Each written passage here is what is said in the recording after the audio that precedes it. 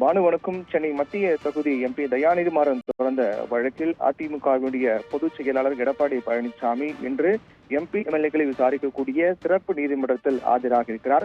இந்த வழக்கினுடைய பின்னணி பற்றி பார்த்தோம் என்றால், நடந்து முடிந்த மக்களவைத் தேர்தலின் போது பல்வேறு கட்சிகள் பிரச்சாரங்களை மேற்கொண்டார்கள்.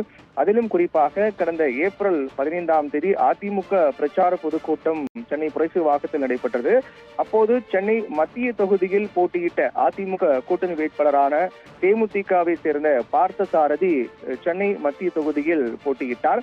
அவரை ஆதரித்து எடப்பாடி பழனிசாமி பிரச்சாரம் மேற்கொண்டார். கடந்த ஏப்ரல் 15ஆம் தேதி நடைபெற்ற அந்த பிரச்சார பொதுக்கூட்டத்தில் மத்திய சென்னை தொகுதி பொறுத்தவரையில் இங்கு எம்பியாக இருக்கக்கூடிய தயாநிதி மாறன் தன்னுடைய தொகுதி மேம்பாட்டு நிதியிலிருந்து 75 விழுக்காடு பணம் செலவு செய்யவில்லை.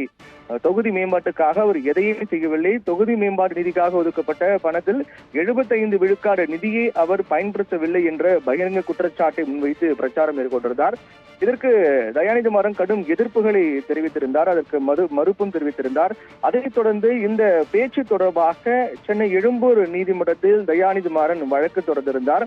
அந்த வழக்கை பொறுத்தவரையில் அவதூறு வழக்காக தொடர் செய்யப்பட்டது. அந்த வழக்கில் தன்னுடைய நற்பெயருக்கு களங்கம் ஏற்படுத்தக்கூடிய வகையில் எடப்பாடி பழனிசாமியுடைய பேச்சு உள்ளது என்றும், தன்னுடைய தொகுதி மேம்பாடு நிதியிலிருந்து 75 விழுக்காடு நிதியை தான் பயன்படுத்தவில்லை என்ற தவறான தகவலை எடப்பாடி பழனிசாமி பேசியிருக்கிறார். இதன் மூலமாக தன்னுடைய நற்பெயருக்கு களங்கம் ஏற்பட்டிருப்பதாக தயாநிதி மாறன் குற்றம் சாட்டி சென்னை எழும்பூர் நீதிமன்றத்தில் அவதூறு வழக்கு தாக்கல் செய்திருந்தார். அந்த வழக்கானது ஏப்ரல் 18ஆம் தேதி தாக்கல் செய்யப்பட்டது. ஏப்ரல் 15ஆம் தேதி அவர் பேசுகிறார். அதற்கு பிறகு ஏப்ரல் 18ஆம் தேதி இந்த வழக்கானது சென்னை எழும்பூர் நீதிமன்றத்தில் தாக்கல் செய்யப்பட்டது. அதற்கு பிறகு கடந்த மே 14ஆம் தேதி சென்னை எழும்பூர் 13வது மேஜிஸ்திரேட் சக்திவேல் முன்னிலையில் இந்த வழக்கானது விசாரணைக்கு வருது. 13வது மேஜிஸ்திரேட் நீதிபதி சக்திவேல் முன்னிலையில் இந்த வழக்கு விசாரணைக்கு வரும்போது அப்போது எடப்பாடி பழனிசாமி தரப்பில் ஆஜரான வழக்கறிஞர் அவருடைய தரப்பு வாதங்களை முன்வைத்தார். அதற்கு பிறகாக இந்த வழக்கானது இன்றைய தினத்திற்கு ஒத்திவைக்கப்பட்டது. அதோடு மட்டுமில்லாமல் எடப்பாடி பழனிசாமி பொறுத்தவரையில் அவர் மக்கள் பிரதிநிதி என்பதால் இந்த வழக்கை மாவட்ட ஆட்சியர் வளாகத்தில் இருக்கக்கூடிய எம்பி எம்எல்ஏக்களை விசாரிக்கக்கூடிய சிறப்பு நீதிமன்றத்தில் விசாரிக்கப்படும் என்றும், இன்றைய நாளில் அது விசாரணைக்கு வரும் என்று அப்போது, அதாவது கடந்த மே 14ஆம் தேதி நீதிபதி உத்தரவிட்டார்.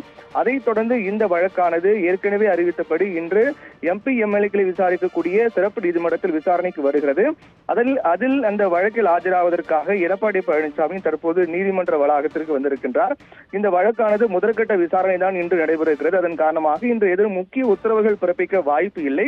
தற்போதுதான் இந்த வழக்கு எழும்பூர் நீதிமன்றத்தில் நடைபெற்று வந்த நிலையில் அதற்கு பிறகு எம்பி எம்எல்ஏக்களை விசாரிக்கக்கூடிய சிறப்பு நீதிமன்றத்திற்கு மாற்றப்பட்டு முதற்கட்டமாக தான் இந்த விசாரணை இன்று நடைபெற இருக்கிறது.